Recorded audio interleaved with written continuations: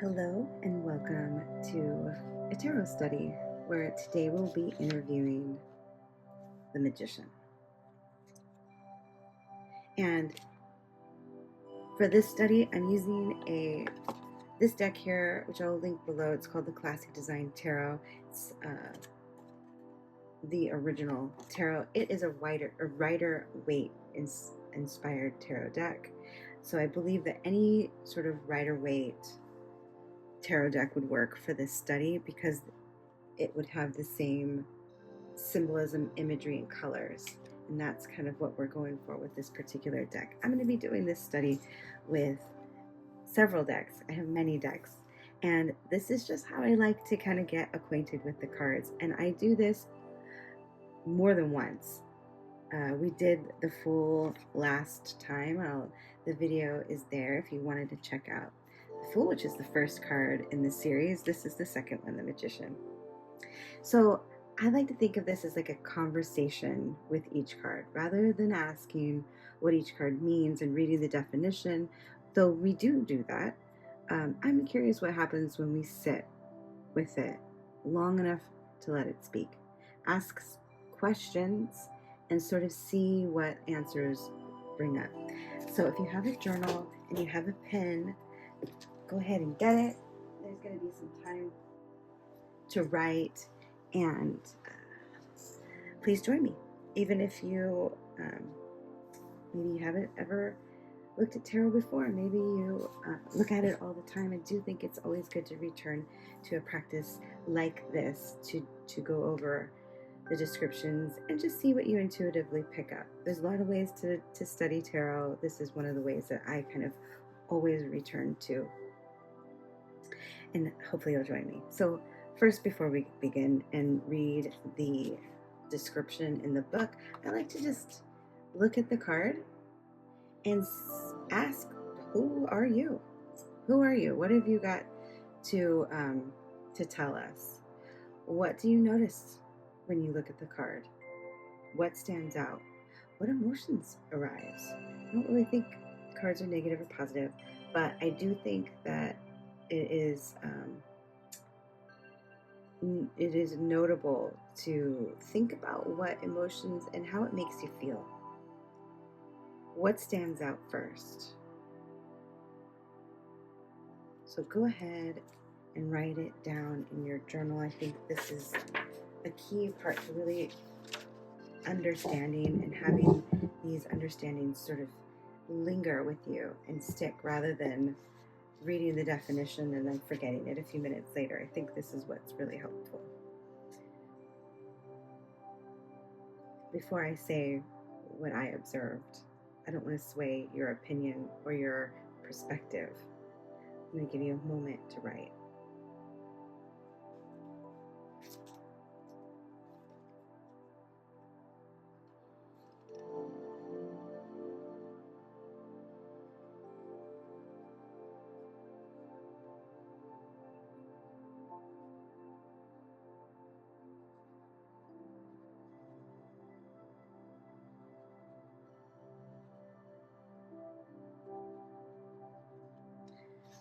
Okay, the first thing that stands out to me is the color is yellow, very much like the Fool. Also, the background is yellow. The Fool is 0, the Magician is 1.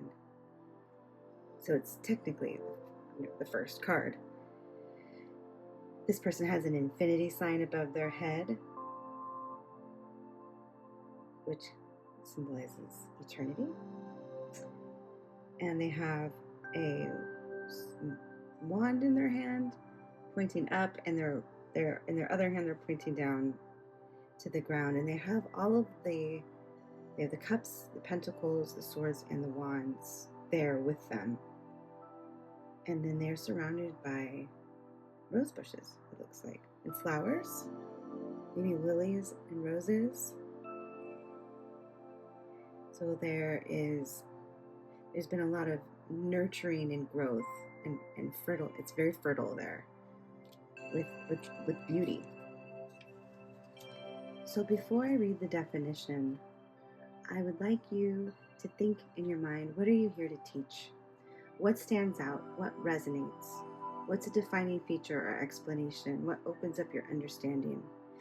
Even though these definitions are very short, this is a lot to memorize, and I don't think anybody should be memorizing the whole definition. I think that there is going to be phrases, words that stand out that will give you a key to a deeper understanding of the cards and meaning.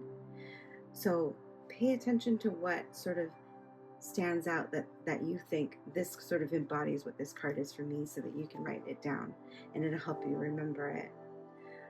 All right, I'm going to go ahead and just read the definition. The upright description is willpower, resourcefulness, skill, manifestation, power. And that is definitely a power stance that this person is standing in.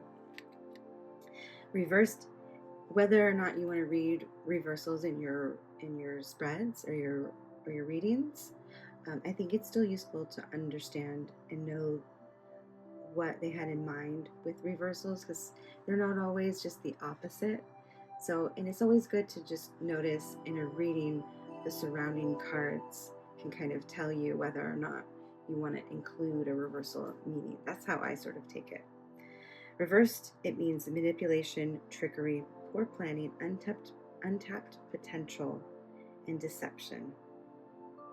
The magician stands before a table with all four suit symbols, wands, cups, swords, pentacles, and raises a wand toward the sky, pointing to the earth, the classic as above, so below pose. An infinity symbol hovers over his head, signifying unlimited potential. Upright, the magician is all about manifesting your powers through willpower, skill, concentration. He's the ultimate reminder that you have all of the tools and resources you need to make magic in your life. You just have to tap into them and focus your intent. This card often appears when it's time to act and use your talents. So reversed, the magician can warn of trickery or manipulation, either from someone else or even self-deception, or suggest you're not using your potential fully. It may be a sign of scattered energy or poor planning, a reminder to regroup and channel your skills wisely rather than wasting them. So, of that description, I hope that you were writing as I was reading, but what stood out to you? What do you think is the defining feature above what you already intuitively wrote? What might have been missing in your intuitive description that you want to add? I'll give you a minute to write it down.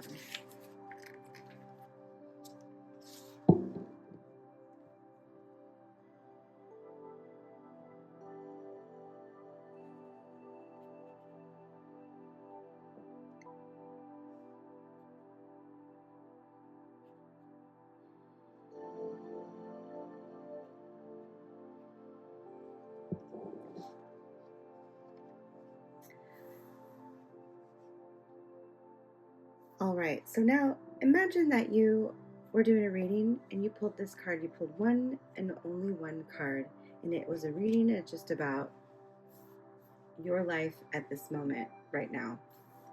If you pulled this card, how would you interpret it based off of what you have going on in your life today at this moment, in this present time?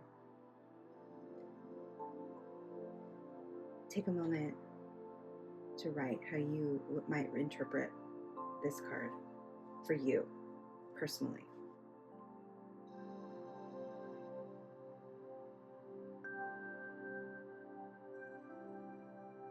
You can ask, what am I learning from this card?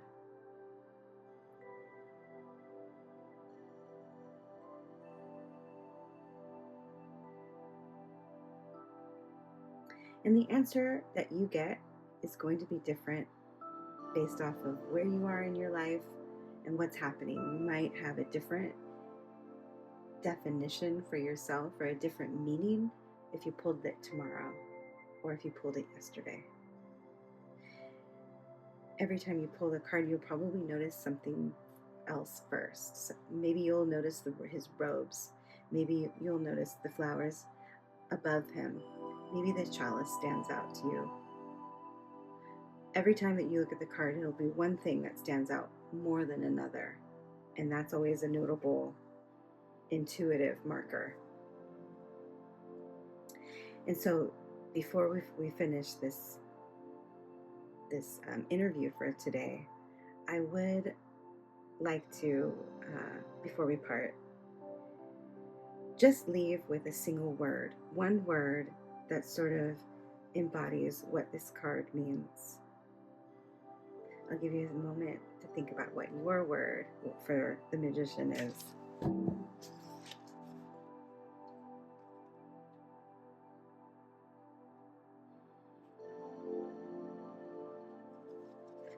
I think in the past I probably would have said manifestation, because that is something that I sort of attribute to the Magician, but today I'm going to write power, because that was one of the words that sort of stuck out to me more than manifestation today.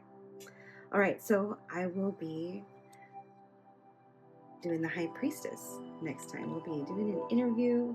We'll be interviewing the High Priestess next time. So I hope to see you there. And until next time.